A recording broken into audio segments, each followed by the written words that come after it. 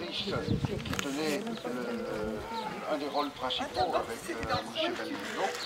Et Catherine, elle était une actrice, mais elle était également la nièce de Paul-Henri Spaak. À cette époque-là, Premier ministre en Belgique. Bon, on ne sait pas si ça a aidé à accéder au casting, mais bon, ça c'est une autre affaire.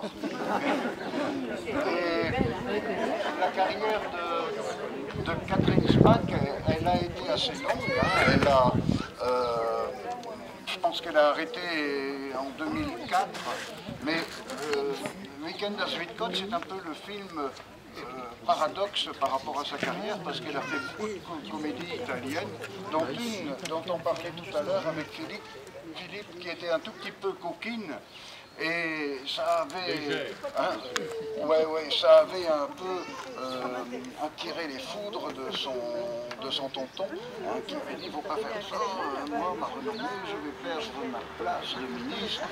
Hein. Alors, cette ville-là, elle était en face d'une autre. Vous vous rappelez du film, hein?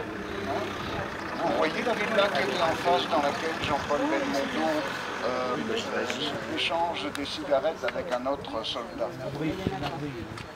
Elle était là, hein? Alors où est-elle cette villa aujourd'hui, à votre avis? C'était un décor, hein, et un décor qui était merveilleusement bien fait. Hein, les briques n'étaient pas en argile, mais elles étaient en liège, mais tout avait été refait d'une manière absolument remarquable. Les décorateurs avaient fait dans ce film quelque chose de superbe.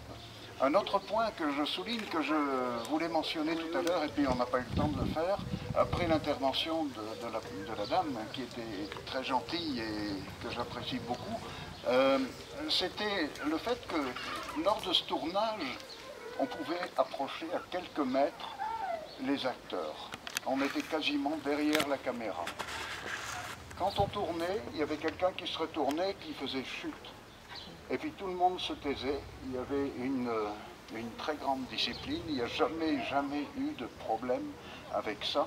Et si vous faisiez un film comme ça aujourd'hui, il y a un cordon de police et vous ne verrez rien à moins de 200 mètres. Et moi je me rappelle d'une scène qui n'est pas à Bréville mais qui est à Zuidcote.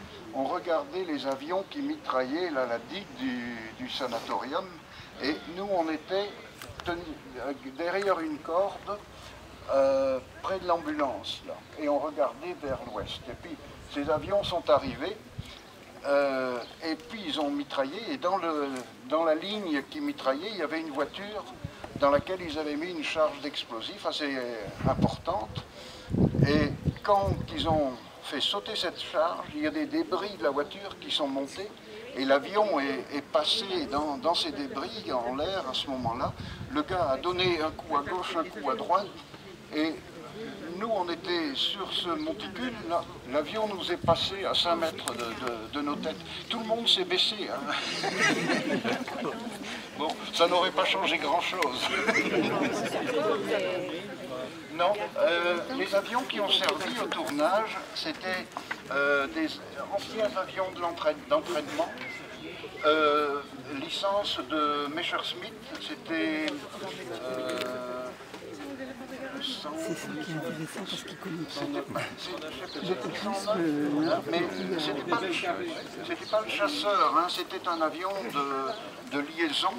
Et en France, il était fabriqué par la société Nord Aviation, et c'était le Nord 1001.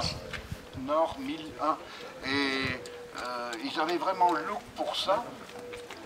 Et c'était piloté, il y avait certains pilotes là qui étaient des pilotes qui se sont retrouvés ensuite dans l'amicale Jean-Baptiste Salis en région parisienne. Hein, et Salis, ça a été peut-être son point de départ, hein, parce qu'après, il a connu une grande période. Aujourd'hui, vous avez une fête aérienne organisée par l'amicale Salis à la Ferté-Alais. C'est une des plus belles du monde. Voilà, on va continuer.